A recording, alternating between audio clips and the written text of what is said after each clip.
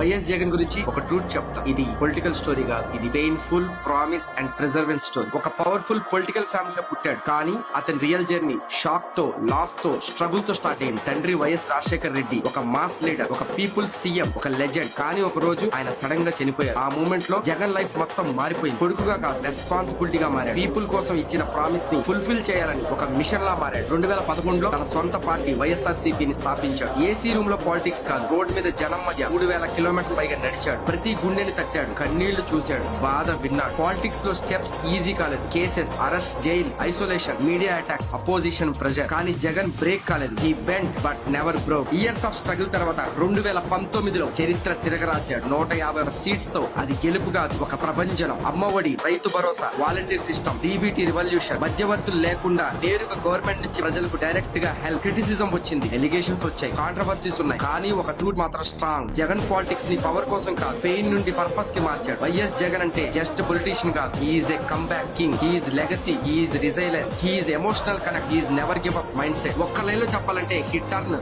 Heart break into history.